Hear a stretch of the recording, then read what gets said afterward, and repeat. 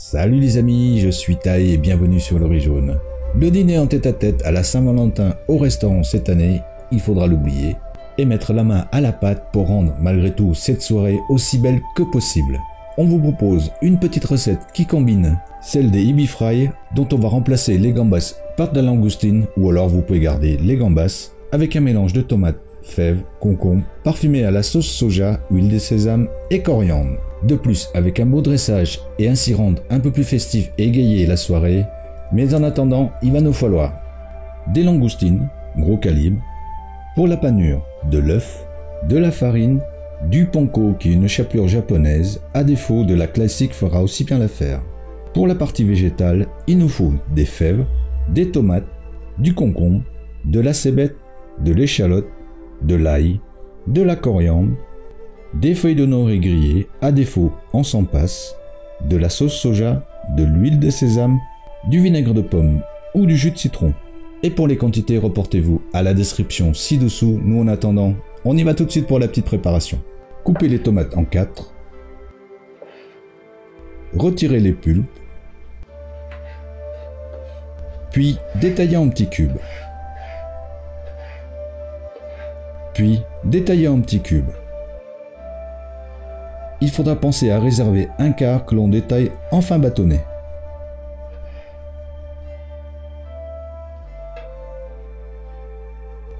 Faire la même chose avec le concombre, ne pas inclure les graines.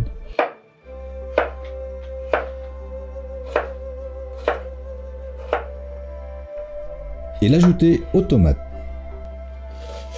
Ajoutez ensuite l'échalote ciselée.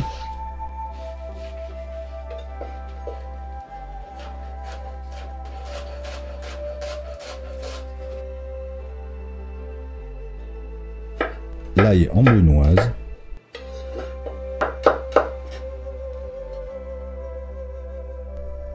Écosser les fèves.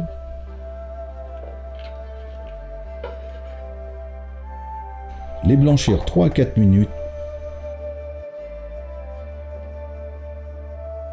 Puis retirer les peaux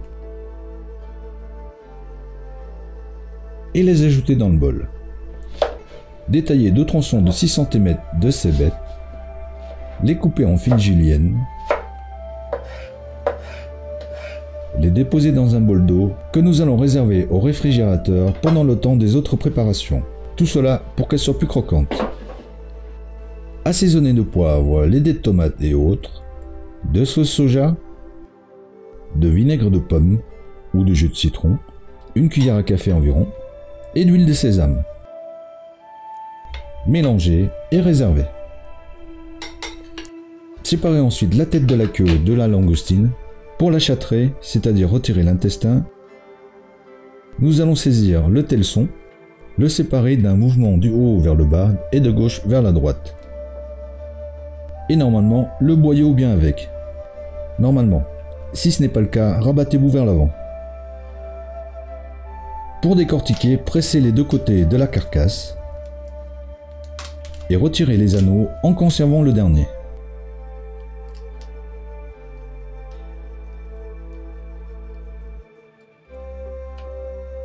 Nous allons l'embrocher à l'aide d'un pic à brochette pour maintenir la langoustine bien droite pendant la cuisson. Puis faire de petites entailles tout au long de l'abdomen.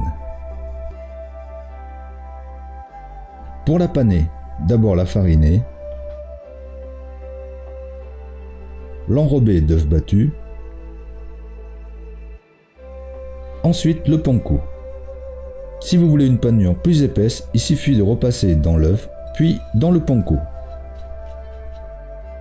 Puis on retire la panure sur les uropodes.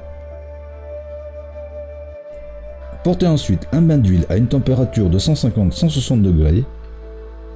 Bien sécher la queue de la langoustine avec un papier absorbant pour que cela n'explose pas dans l'huile. Pressez ensuite légèrement les uropodes contre le bord de la poêle pour une belle ouverture en éventail. Les immerger dans l'huile quelques secondes pour les figer et déposer le tout.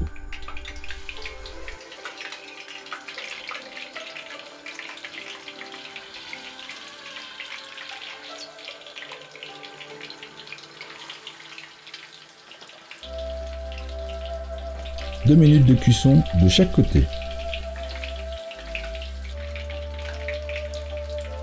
Puis on les retire sur du papier absorbant. Pour le dressage, on s'aide d'un emporte-pièce rond, étaler 2 bonnes cuillères à soupe de garniture, déposer la petite feuille d'algue, retirer délicatement le pic à brochette de la langoustine, placer celle-ci, ensuite la tête avec les pinces que l'on aura au préalable cuit dans un bouillon ou tout simplement dans l'eau. Déposer ensuite de chaque côté de la langoustine les petits bâtonnets de tomates, les juliennes de cébette ainsi que les feuilles de coriandre. Et terminer par quelques pointes de sauce piquante si vous voulez rendre la soirée un peu plus haute. Et voilà, j'espère que cette petite recette surprendra votre amoureuse ou votre amoureux. Nous en attendant, on vous souhaite une bonne Saint-Valentin et bon appétit!